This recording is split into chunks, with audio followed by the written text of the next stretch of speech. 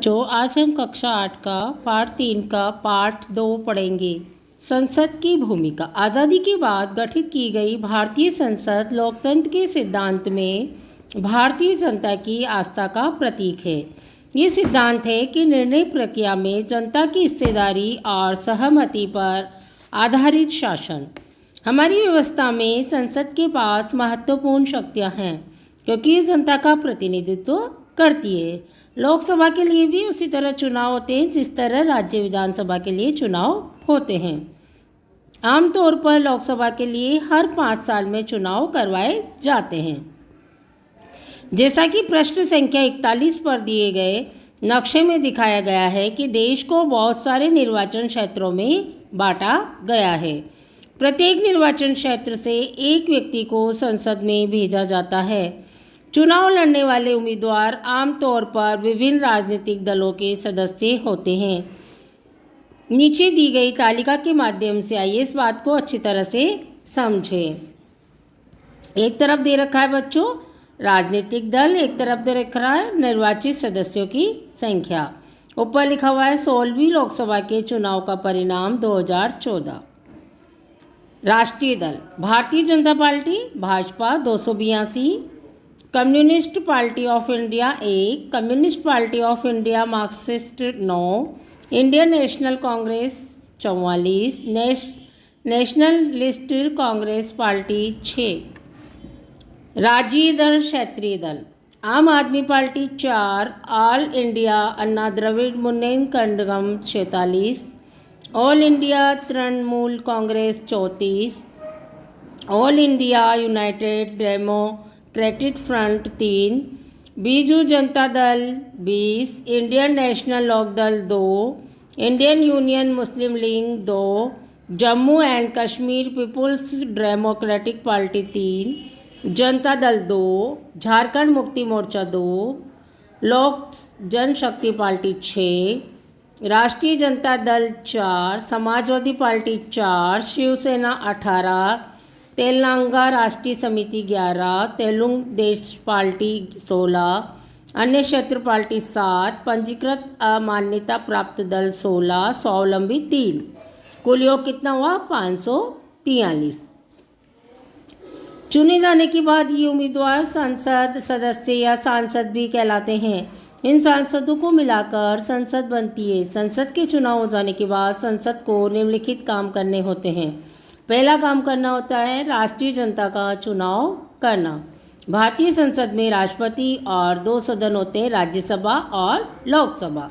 लोकसभा चुनाव के बाद सांसदों की एक सूची बनाई जाती है। इससे पता चलता है कि किस राजनीतिक दल के कितने सांसद हैं।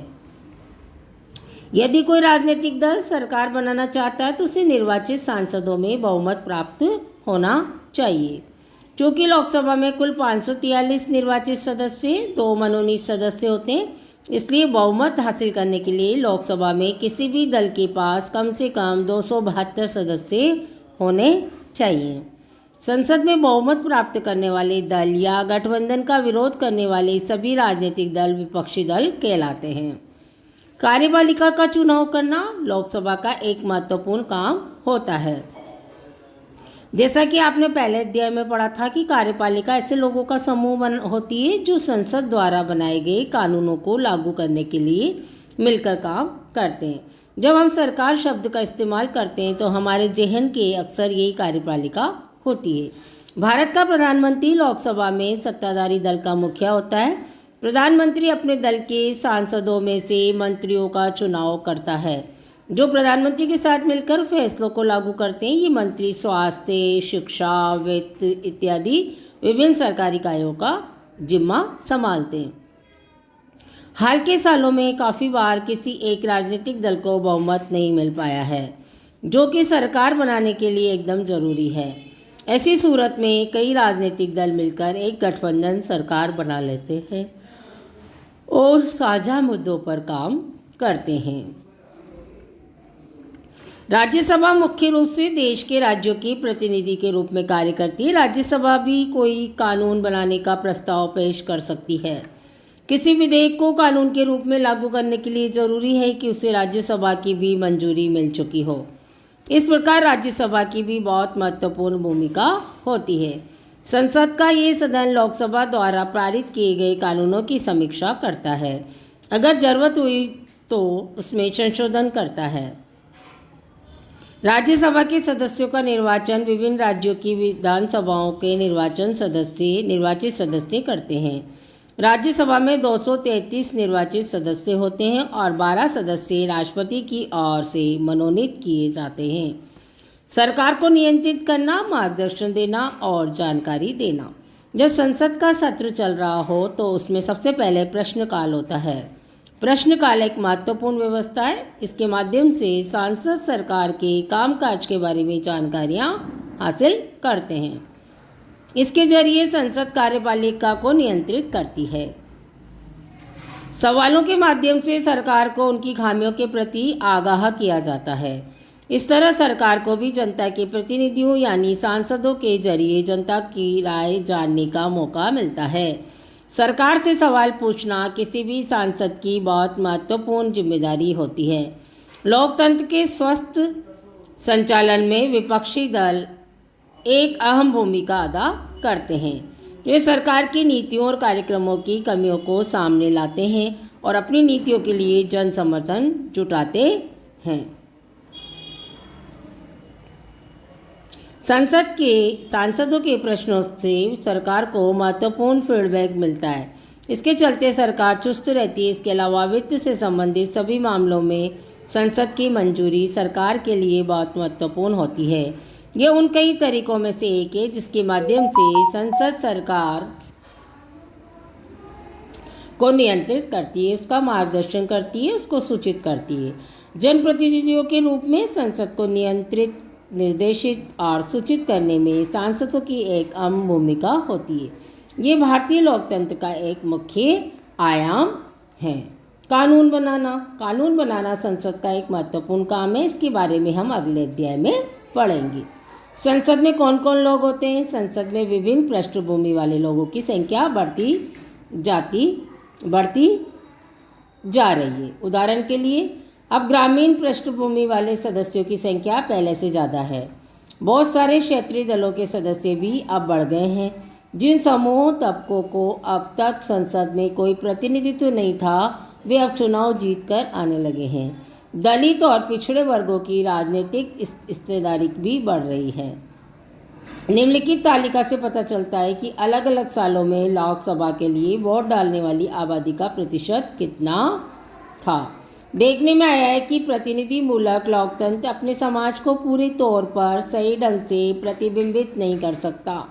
ये बात साफ दिखाई देने लगी है कि जब हमारे हित और अनुभव अलग अलग होते हैं तब एक समूह के व्यक्ति सबके हित में आवाज़ नहीं उठा सकते।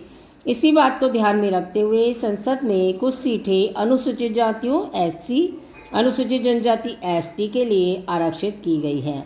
ऐसा इसलिए किया गया है ताकि इन चुनाव में केवल दलितों और आदिवासी उम्मीदवार ही जीते और संसद में उनकी भी उचित हिस्सेदारी हो। उनसे उम्मीद की जाती है कि वे दलितों और आदिवासी की जिंदगी से जुड़े मुद्दों को अधिक अच्छी तरह से संसद में उठा सके। इसी प्रकार हाल में ही महिलाओं के लिए भी सीटों के आरक्षण का सुझाव पेश किया गया है। इस सवाल पर अभी भी बहस जारी है। साल पहले ही संसद में केवल 4% महिलाएं थीं। आज भी उनकी संख्या 11% से जरा सा ऊपर ही पहुंच पाई है। जब आप इस बात पर ध्यान देते हैं तो आधी आबादी औरतों की है। ये साफ हो जाता है कि संसद में उन्हें बहुत कम जगह मिल रही है। इसी तरह के मुद्दों की वजह से आज हमारे देश में ऐसे कुछ मुश्किल और अनसुलझे सवालों से जूझ रहा है। क्या हमारी लोकतांत्रिक व्यवस्था वाकई प्रतिनिधित्व है या नहीं? हम ऐसे सवाल पूछ सकते हैं, उनके जवाब ढूंढने की कोशिश कर रहे हैं। ये बात लोकतांत्रिक शासन व्यवस्था की ताकत और उसमें भारत के लोगों की आस्था को झलकाती है। शब्द संकलन। स्वीकृति, किसी चीज़ अपनी सहमति देना, उसके पक्ष में काम करना। इस अध्याय में शब्द संसद के पास उपलब्ध औपचारिक सहमति, निर्वाचित प्रतिनिधियों के माध्यम से और संसद में लोगों की आस्था बनाए रखने की जरूरत, दोनों संदर्भों में इस्तेमाल किया जाता है। गठबंधन, इसका मतलब है कि समूह या दलों के तत्कालिक गठजोड़ से होता है। इस अध्याय में गठबंधन शब्द का इस्तेमाल चुनावों के बाद किसी भी दल को बहुमत न मिलने की स्थिति में बनने वाले गठजोड़ किए जाने के लिए किया गया है। अनसुलझे, इसका आशय ऐसी परिस्थितियों से है जहां समस्याओं का आसान समाधान उपलब्ध नहीं होता है। धन्यवाद बच्चों।